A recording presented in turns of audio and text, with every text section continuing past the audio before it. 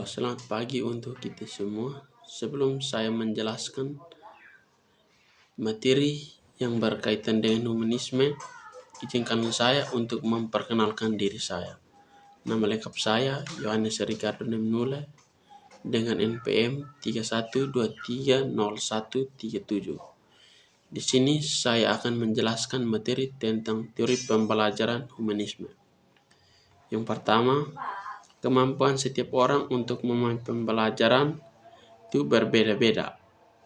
Yang bagi seorang pendidik mengembangkan tanggung jawab yang besar dalam melakukan pekerjaannya untuk mencerdaskan bangsa bukan perkara mudah.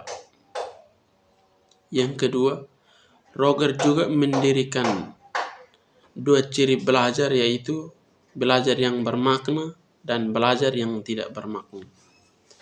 Belajar yang bermakna terjadi jika dalam proses pembelajaran melibatkan aspek pikiran dan perasaan peserta didik, dan belajar yang tidak bermakna itu terjadi jika proses pembelajaran melibatkan aspek pikiran akan tetapi tidak melibatkan aspek peserta didik.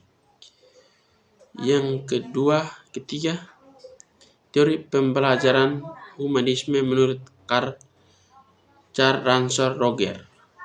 Menurut Ransom, teori belajar humanisme yaitu proses belajar yang membutuhkan sebuah sikap saling menghargai dalam memahami antara murid dan guru tanpa adanya prasangka dari kedua belah pihak.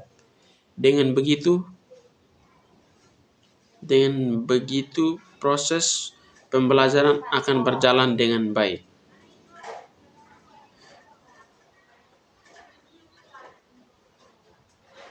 Teori belajar humanisme adalah teori yang bertujuan untuk menghasilkan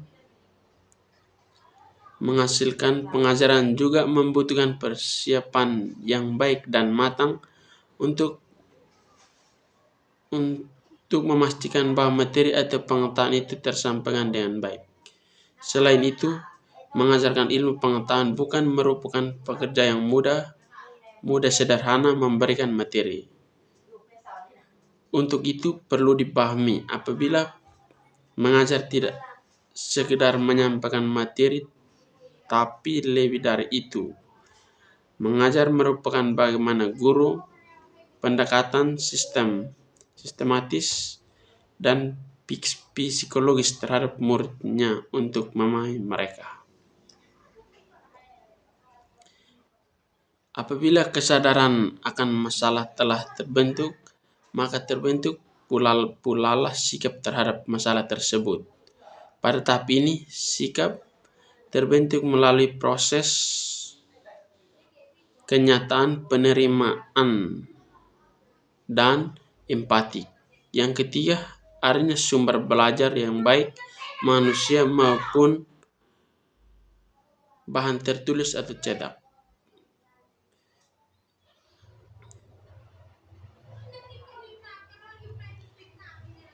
Yang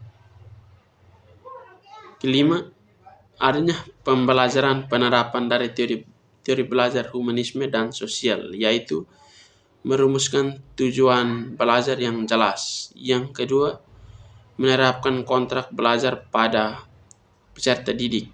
Yang ketiga, mendorong peserta didik untuk berpikir kritis, aktif dalam proses pembelajaran dan dalam artian dapat mengemukakan pendapatnya. Yang keempat, memberikan kesempatan kepada peserta didik untuk maju mempresentasikan hasil dari apa yang mereka kerjakan. Teori pembelajaran humanisme menurut Abraham Maslow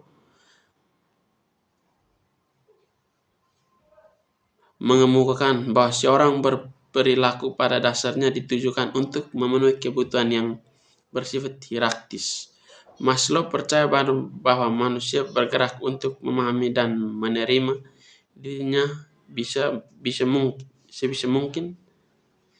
Teori yang sangat jelas. Baik, itulah penjelasan saya tentang teori belajar humanisme. Sekian dan terima kasih.